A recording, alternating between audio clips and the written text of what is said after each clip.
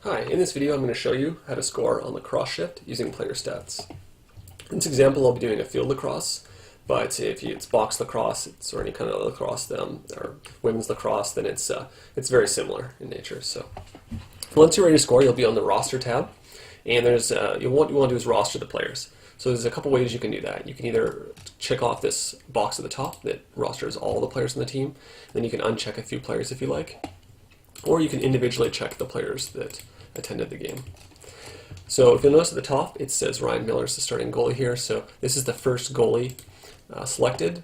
By default, the first goalie it encounters that's rostered will become the starting goalie. But if you have multiple goalies and you want to change it, you can just change it so we can make Vladimir the starting goalie if we like. So let's add a player. Now, if you have permission, if your league gives you access to add players, you'll see these buttons down here at the bottom to add players. If you don't see these buttons, it means that your league doesn't want you to allow you to add players, so you won't be able to. But if you do, let's add one. So there's three kinds of players. There's an active player, which is a full-time player on the team. There's a spare player, which is a part-time player, and there's a game spare, in which you don't specify a name, and it's just for the purpose of holding stats against something to score the game with. So let's add a player. We'll just call this guy Rick John, and we'll add a number, and we'll add a position, so maybe a defense, and we'll click add. So now if we find Rick John, there he is, so it automatically rosters the player for you. Now if a player plays the game with a different number, so for instance if 20, now that pulls in the number of that player that's sitting on the game page or the team page for that player, but if you want to change it, then you could just click and you can type the different number, and for that game only they'll be playing with that number. If you like, now by default it sorts them by name, but you could sort them by number if you like, if it's easier to roster the players. And you can also change the position in which they're playing that game if you like. Now if you want to roster coaches, you can click the coaches tab at the top and you can roster them. Now I haven't added any coaches to these teams, but if they were there, you could roster them. You click on them, and you can assign penalties to coaches if they've been rostered to the game as well.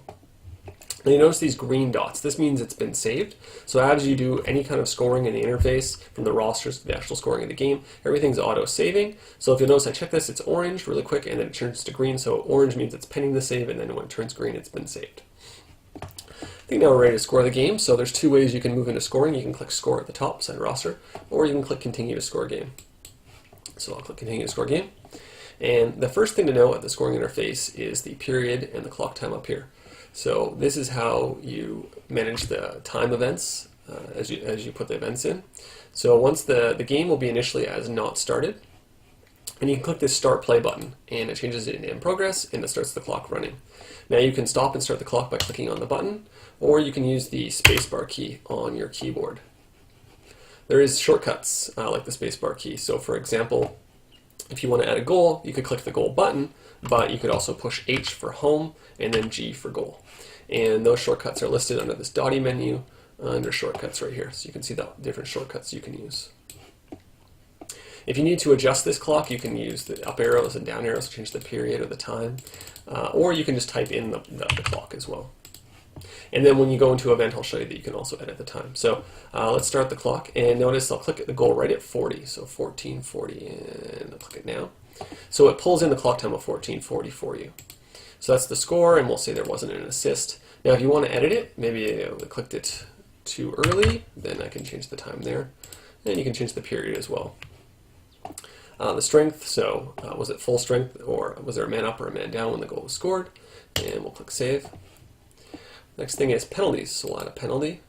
Now there's two ways you can do it. You can choose the the type of penalty and then the infraction itself, like a check to a head, or you can just start typing what you want and then you can click on it. So you can just click on it, or you can search for it. And we'll choose the player that got the penalty. And PPO means was there a power play opportunity awarded from the infraction. So you can uncheck it if you like. Okay, we'll add that penalty. Next thing, if a goalie makes a save, you can just click the goalie save button. Now you notice over here on the right, see that it says the shots of the Eagles. So every time I click the goalie save button, this goalie's made a save, so the Eagles have taken a shot. And automatically any goals are scored or counted as shots as well. If you need to change your goalie, there's two ways you can do it. You can click the change goalie button, choose the side and the goalie and then the new goalie, or you can simply click on the goalie's name, and then you can change the goalie this way as well. Then you don't have to pick the team. Down here below the main actions is you see these tabs. So by default, the most recent tab for item for that team comes in on the All tab at the very top. So the last thing I added was a save, and that's the very top item. Now if you want to filter these by the different events, you can. So you click goals or penalties, and you can see them filtered by the different things. Let's go through the events at the top here. So we have the details tab.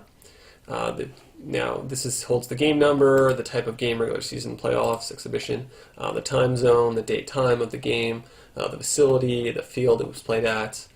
You can add officials if you like, so the people that worked the game. Now, I haven't added in the system, but if your league admins add them, then you can select the official and then click add, and it'll add the official. If your league supports player stars, then you'll see this tab, and you can choose the stars through the top 3 players of the game. And then there's a notes section here. There's a public game notes and a private game notes. Now the public game notes will appear on the public website so everyone can see those notes. And the private game notes you can type in here if you like, and it will just be for admin internal use only. So a few things on the Dotty menu here. If you click Dotty menu, and then you can see you can swap the sides. So by default it's home and then away. So we can click that, and then it's away and then home. And the game sheet. So if you want to get to the game sheet, you can click the Dotty menu and choose game sheet, or there's a game sheet link here on the right. There's a full screen button here. Now I'm already in full screen mode, but if you're not in full screen mode, you can click it. And if you click it, it'll take you out of full screen mode. It uses better efficient use of your screen, maximizes the use of your screen. So I recommend scoring in that mode. Once the game is ready to be set to final, then you can click the game status, and you can change it from in progress to final. Now if you need to forfeit the game, there's 3 different types of forfeit here you can use, or you can cancel the game. So I'll choose final.